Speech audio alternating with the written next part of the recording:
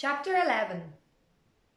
So, in the last chapter, Bertie, Millie, and the Lion were reunited. What's going to happen next?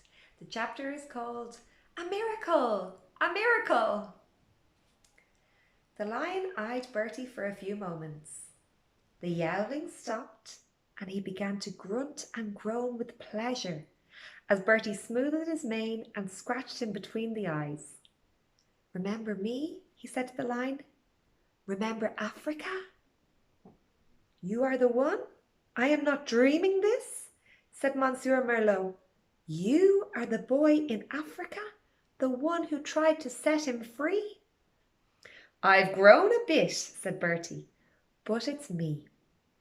Bertie and Monsieur Merlot shook hands warmly, while the lion turned his attention on me, licking my hand with his rough, warm tongue. I just gritted my teeth and hoped he wouldn't eat it. So gritting your teeth like... "I did all I could," Monsieur Merlot said, shaking his head. "But look at him now, just skin and bones like me. All my animals, they are gone, except Le Prince Blanc. He is all I have left. I had to shoot my elephants. Do you know that? I had to. What else could I do? There was no food to feed them. I couldn't let them starve, could I?" Bertie sat down on the bed, put his arms around the lion's neck, and buried his head in his mane. The lion rubbed up against him, but he kept looking at me. I kept my distance, I can tell you. I just couldn't get it out of my head that lions do eat people, particularly if they are hungry lions. And this lion was very hungry indeed. You could see his ribs and his hip bones too. "Don't worry, monsieur," said Bertie. "I will find you food. I will find food enough for both of you, I promise." The driver of the ambulance I waved down thought at first that he was just giving a nurse a lift back to the village. He was, as you can imagine, a little more reluctant when he saw the old man, and then Bertie, and still more when he saw a huge white lion. The driver swallowed a lot, said nothing all the way, and just nodded when Bertie asked him to let us out in the village square. And so there we were, half an hour or so later, the four of us sitting outside the cafe in the sun, the lion at our feet gnawing a huge bone the butcher was only too pleased to sell us. Monsieur Merlot ate a plate of fried potatoes in complete silence and washed it down with a bottle of red wine.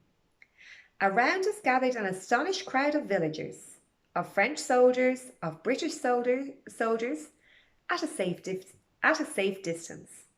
All the while, Bertie scratched the lion's head right between his eyes.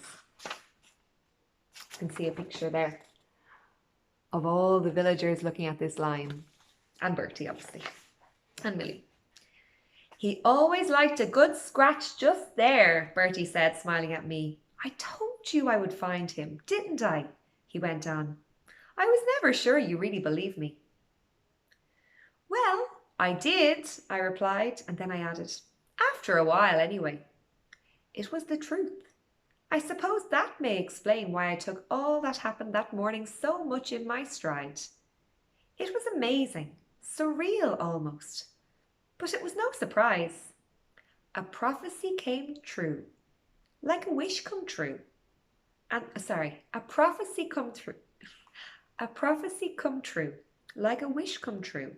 And this was both. Can never be entirely surprising. As we sat there outside the cafe sipping our wine, the three of us decided what should be done about the White Prince. Monsieur Merlot kept crying and saying it was all un miracle, miracle.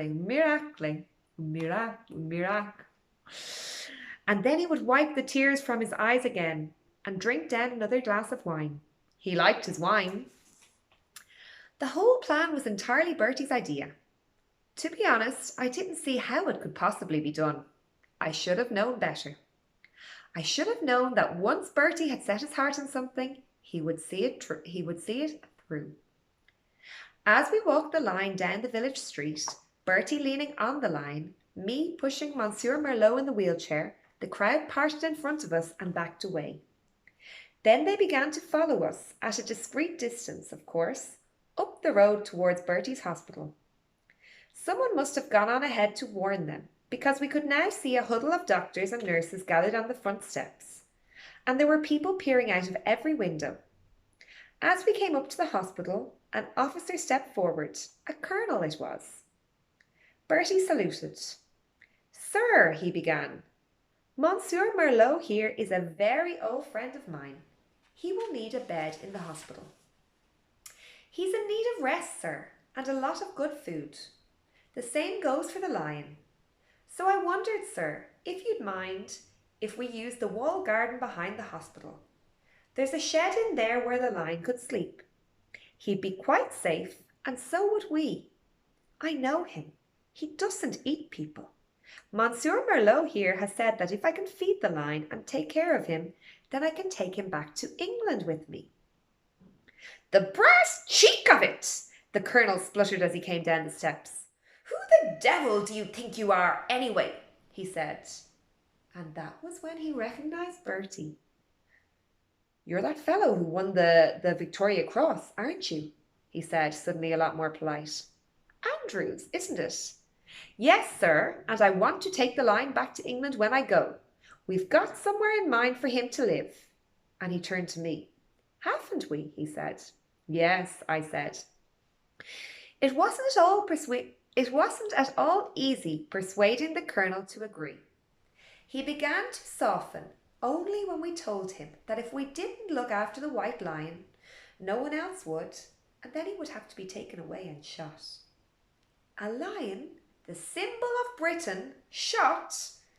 Not at all good for morale, Bertie argued. And the colonel listened. It wasn't any easier persuading the powers that be in England to allow the lion to come back home when the war was over, but somehow Bertie managed it. He just wouldn't take no for an answer. Bertie always said afterwards that it was the medal that did it, that without the prestige of the Victoria Cross behind him, he'd never have got away with it, and the White Prince would never have come home. When we docked at Dover, the band was playing and the bunting was out, and there were photographers and newspaper reporters everywhere. The White Prince walked off the ship at Bertie's side to a hero's welcome. "The British Lion comes home," roared the newspapers the next day. So we came back here to Strawbridge, Bertie, the White Prince, and me.